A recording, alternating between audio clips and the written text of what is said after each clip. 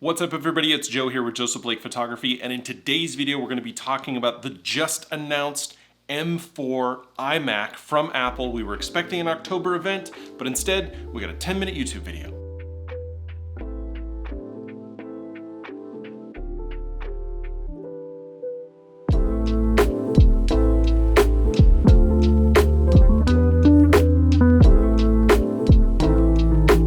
Again, my name is Joe. I am a portrait and landscape photographer here in Las Vegas, Nevada, and this is my channel, Joseph Blake Photography, where we talk about tech and news and gear and tips and tricks and how-tos and reviews and everything that relates to creating content, whether it's here on social media, whether it's on YouTube, whether it's elsewhere like you're delivering to clients, or maybe you're just making super cool videos for your friends and family. That's the kind of stuff that we talk about here on this channel. And if you're into that sort of thing, I'd really appreciate it if you hit the subscribe button. And if at the end of the video, you think that I've done a good job, I'd really appreciate it if you hit the like button. But watch all the way to the end and make sure that you liked it. Social links all down below, as well as a list of all the gear that I use.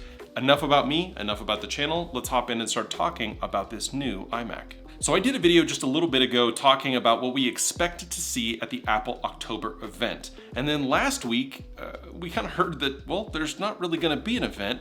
Apple has decided that they're gonna do a week-long series of announcements. This is a huge week for the Mac. And then if you look at the video for the iMac release, honestly, it just kind of feels like they've taken all the pieces out of what would have been an event, and they're just kind of giving them to us as individual releases, which is fine. I get it. They don't want to drag a bunch of press down to Cupertino, but it is interesting how they've decided to change up the marketing on this particular release, especially since in some of the video segments you can tell that they've done a cut and kind of overlaid some after the fact audio. But hey, that's production. But hey, that's one of the advantages of basically turning what used to be live events into infomercials. So we got the new iMac. Here it is. The new iMac features a fresh new set of beautiful colors. There's just as much here that's new as there is that's old. The screen, the size, the overall design, all pretty much the same. But a few things have been updated, and those are pretty appreciable. For one thing, it's been upgraded to the new M4 processor. Now, a lot of news outlets are reporting this as being a 10-core CPU, 10-core GPU product, but the base model is 8 cores on the CPU and 8 cores on the GPU, which, considering what we saw in the iPad earlier this year, it sounds like the entry-level iMac, the $1299 version, is getting binned parts. Now, that's not totally out of the ordinary, but that looks like something that they might be doing. But that's one other bit of information that really hasn't changed, which is the price. The base model is $1299, but one thing that definitely has changed with that base model is the fact that now it's coming with 16 gigabytes of RAM. Unfortunately, while 16 gigs is appreciable for the entry-level model, the most that you can upgrade it to is 32. So no 64 or 48 or 96 or 128 or anything like that available on this model, which then tells me that really this is not for pros. So if you are doing a lot of video or photo editing, if you're really cranking through Lightroom, you can get away with 32 gigabytes, but it's probably going to be a little bit harder as years go on. Kind of the same story on the storage side of things. That's another thing that hasn't really changed. 256 gigabytes on the base model, upgradable up to 2 terabytes. Now, I have never been a fan of how much Apple charges for either RAM or storage. The 2 terabyte model is a $600 increase in price, but no options like you found on the MacBooks for up to 8 terabytes. It's just not there. You'll have to go external if you need additional storage. But if you are attaching external storage, another thing that you'll be appreciating in the new model is the fact that all of those USB-C ports are Thunderbolt 4. Now on the base model, it only comes with 2, so you will need to daisy chain devices if you have more than that. But if you spend a little bit more money, the additional $200 to go up to the 10-core CPU, 10-core GPU model for $1499, you get the additional 2 ports for a total of 4, and those are all Thunderbolt 4. It'll also support 2 6K displays at 60 Hz or 1 8K display at 120 Hz. Unfortunately, the screen that comes on the iMac is not an XDR display. Now that screen is a 24-inch 4.5K display. They all support wide gamut P3 color, although unfortunately they are still at 500 nits. so it doesn't support high-nit HDR playback or editing. So if you're working with high dynamic range, JPEG XL or AVIF files in Lightroom, or if you're doing HDR workflows in Final Cut, this is not going to be the screen for you. On the spec sheet, it does list that you are able to configure it with Ethernet, which I think is that weird Ethernet plug that goes in your power cable. So there's no actual Ethernet on the device itself. One thing to know about the CPU though is that whether you get the 8-core or the 10-core, you're still getting 4 performance cores. You're still getting the 16-core neural engine. The memory bandwidth is identical, and you still get all the media encode engines. So you get the hardware accelerated H.264, H.265 HEVC, ProRes RAW, and the AV1 decode block. You get the entire ProRes encode decode engine. So if you're looking for content creation on a budget and you need an all-in-one unit, this could be the starter machine for you. But if you're already deep in it and you're already a pro making money on your content, I don't think this is the direction ahead. So now let me tell you the 2 things that I am both most disappointed in this product and most excited about in this product. So we'll start with the one that I'm disappointed in. And that is the fact that they spent 5 minutes in a 10-minute presentation talking about Apple Intelligence.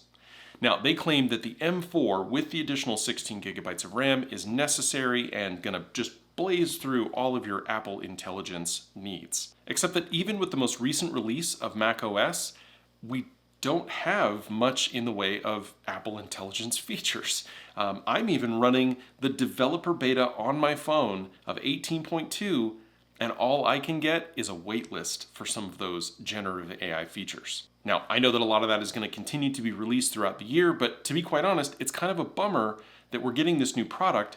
The top line feature they claim is Apple Intelligence, but Apple Intelligence really doesn't have a whole lot of meat on the bone. On top of the fact that while this is coming with an M4 processor, Apple Intelligence is supposed to be backwards compatible with all Macs running Apple Silicon back to the M1. So I'm not sure how that works from a marketing perspective. So that's the thing that I'm most disappointed in this particular release. Here's the thing that I'm actually most excited about. The keyboard and the mouse have now been upgraded to support USB-C.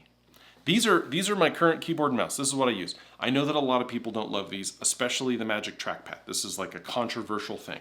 I personally love the Magic Trackpad because it works as closely as the trackpad on my MacBook, which I use quite a bit. It just works for me personally. I've got an older keyboard. My kids have tried to rip off most of these keys, and honestly, I'm pretty much due for a replacement for both of these. The batteries don't last as long, but these are 10 years old. But they still work great, but they are lightning.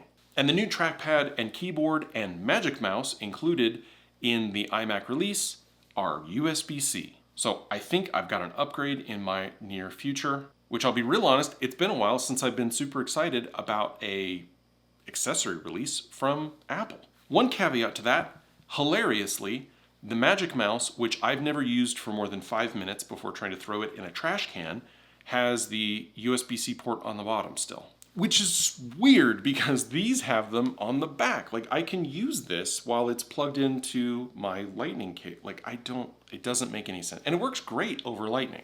If you didn't want to use it wirelessly, you could just kind of keep it plugged in. I actually know people who do that. I think they're crazy, but they do it. A couple other things just to throw in is that they have added the ability to add the nano-coated texture to the screen. So if you want to throw away like $200, go ahead and do that. The front camera has actually also been upgraded to a 12 megapixel iSight camera that now supports center stage, that feature where it'll just kind of zoom in and basically crop it into oblivion so you can barely see anything. And honestly, and they've added that center stage feature, which is nice. Honestly, if you're still using the webcam that comes in your iMac. The MacBook I get because that's kind of awkward, but come on. We were originally expecting this device to go on sale this week. Now it looks like it's not going to ship until the 8th, but pre-orders are available. So you can go ahead and head over to apple.com to build that iMac. Again, base model starts at $1299 and a fully spec'd out iMac with the 10-core CPU, 10-core GPU, the bigger numpad keyboard, the Magic Trackpad. It didn't include the nano textured glass or the software because that's just crazy. It's about $2,800, fully spec'd out. So that's not too bad, honestly.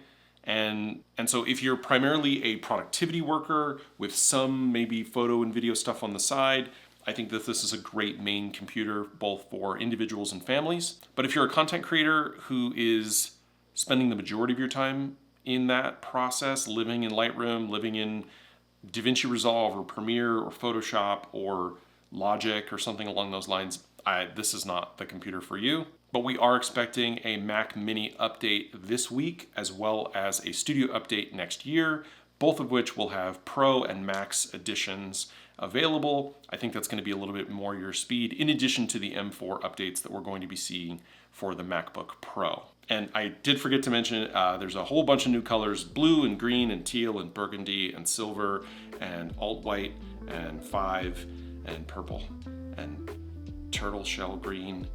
I don't know. What are the colors? Green and yellow, orange, pink, purple, blue, and silver. The colors are cute. They're nice. They're just not for me. Anyway, if that's the type of thing that you're into, if you like learning about these types of things, I'd appreciate it if you hit the subscribe button. If this particular video was informative to you, I'd appreciate it if you hit the like button. A list of all the gear that I use. But again, it's going to be a busy week with Apple releases and news, so stay tuned to my channel, and I will see you in the next one. Thanks.